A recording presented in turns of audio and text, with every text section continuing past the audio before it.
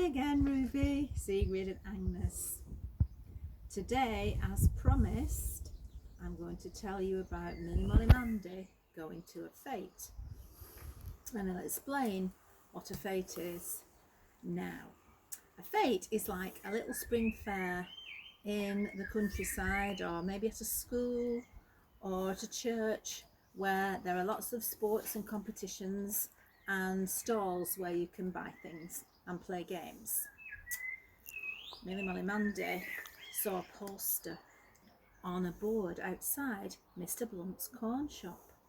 So she stopped to read it, and she found out there was going to be a fete held in the playing field near the school, with sports and competitions for children and other things for grown-ups to do.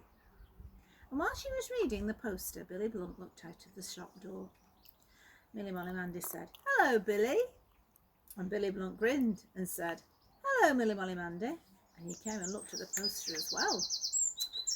"When's the fete to be?" said Millie Molly Mandy. And Billy Blunt pointed with his toe to the date. And then he pointed to the words 100-yard races, 3-legged races, etc. and said, "I'm going in for them." "Are you?" said Millie Molly Mandy. And she thought a fete would be quite fun. She decided to ask Mother when she got home if she might go to it as well. A day or two later, as Millie Molly Mandy was swinging on the meadow gate after school, she saw someone running along in the middle of the road in a very steady, business-like fashion. And who should it be but Billy Blunt? "Hello, Billy," said Millie Molly Mandy. "Where are you going?"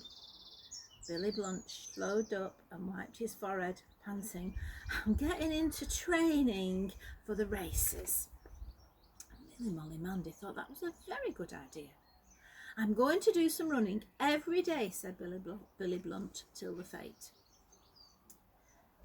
Then Billy Blunt asked if Millie Molly Mandy could count minutes, because it would be nice to have someone to time his running sometimes. Millie Molly Mandy couldn't, because she'd never really tried, but after that she practiced counting minutes with the kitchen clock till she got to know just about how fast to count 60 minutes, so that it was 60 seconds, so that it was almost a minute. And the next day Billy Blunt stood right at one end of the meadow by the nice white cottage with the thatched roof where Millie Molly Mandy lived, and Millie Molly Mandy stood at the other end. And when Billy Blunt shouted "Go!" and began running, Millie Molly Mandy shut her eyes tight so that she wouldn't think of anything else, and began counting steadily to 60. Billy Blunt reached her side in just over 1 minute and a half, so that's 90 seconds. They did it several times, but Billy Blunt couldn't manage to do it in less time. After that, they tied their ankles together, Billy Blunt's left ankle and Millie Molly Mandy's right ankle, with Billy Blunt's scarf, and practiced running with 3 legs across the field. It's good fun if you want to try it, Ruby and Sigrid. Millie Molly Mandy shouted with laughter because they couldn't help falling over. But Billy Blunt was rather solemn and took it very seriously, though he couldn't help from letting out a laugh now and then when they got very entangled. By the time of the fete, Billy Blunt was able to get across the meadow in a little over a minute, so about 65 seconds. And their 3-legged running was really quite good, so they were full of hopes for winning some prizes in the sports. The day of the fete was nice and fine, a bit like it is today here in Grandma's garden, even if it wasn't very warm, although it's very warm in Grandma's garden. But, as Billy Blunt said, it was just as well to have it a little bit cooler for the sports. As it was a bank holiday, nearly everybody in the village turned up, paying their sixpences at the gate and admiring the flags and saying hello or how do you do to each other. Millie Molly Mandy went with her father and mother, Grandad and Grandma, and Uncle and Auntie, and Susan was there with her mother, who was also looking after Miss Muggins's niece Jilly. And Mr. Jakes, the postman, was there with his wife. And Mr. Rudge, the blacksmith, was there in his best Sunday suit. There were coconut stalls and throwing little hoops over things spread out on a table, and lots of other fun. And then the children's sports began. Millie Molly Mandy paid a penny for a try at walking along a very narrow board to reach a red balloon at the other end, but she toppled off before she got it, and everyone laughed. Then they entered for the three-legged race, Susan and Miss Muggins Jilly together, and Milly Molly Mandy and Billy Blunt, because they practised, and a whole row of other boys and girls.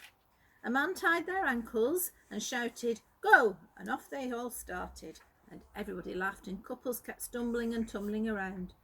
But Milly Molly Mandy and Billy Blunt carried on steadily until they reached the winning post.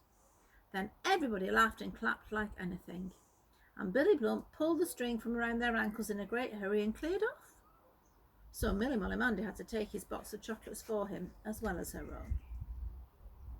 Then there was the 100 yards race for boys. There was one rather shabbily dressed boy who stood looking on at all the games. So Father asked him if he didn't want to join in, and he said he hadn't got any money. So Father paid for him to join the race, and he looked so pleased. A man shouted, "Go!" and off went all the boys in a mass. And how they did run! Milly Molly Mandy was so excited that she had to keep jumping up and down. But Billy Blunt presently got a little bit ahead of the others. And then he got a little bit further ahead. And so did the shabby boy, not only quite as fast as Billy Blunt. And then Billy Blunt saw him out of the corner of his eye as he ran. And then the race was over, and somehow the shabby boy had won. And he got a striped tin of toffee as his prize. Billy Blunt grinned at the shabby boy, who looked so happy, hugging his tin of toffee, and asked him his name and where he lived, and would he come and practice racing with him in the meadow next Saturday, which I think was very gracious of Billy Blunt, because he hadn't won. The next day, as Milly Molly Mandy and Billy Blunt and one or two others were coming home from school, they saw a big man with a suitcase waiting at the crossroads for the bus, which went into town every hour. And just as the bus came in sight, the man's hat blew off, away down the road, ever such a distance. The man looked for a moment as if he didn't know what to do, and then he caught sight of them and shouted, "Hi, can any of you youngsters run?" Milly Molly Mandy said, "Billy Blunt can." And instantly off went Billy Blunt down the road in his best racing style. And just as the bus pulled up at the stopping place, he picked up the hat and came tearing back with it. "I should say you can run," said the man. "You saved me an hour's wait for the next bus, and a whole lot of business besides." "What a good thing you were in training," said Milly Molly Mandy to Billy Blunt as the bus went off. That's just more sense than racing," said Billy Blunt, putting his hair straight. I think he was quite pleased that he was able to help the man whose hat blew off, don't you? Well, that's the end of the Milly Molly Mandy stories. Next time Grandma reads to you, it'll be from a different book with a different little girl in it. But I think you'll enjoy it just as much, if not more. So I'll say bye-bye for now, and I'll see you another day.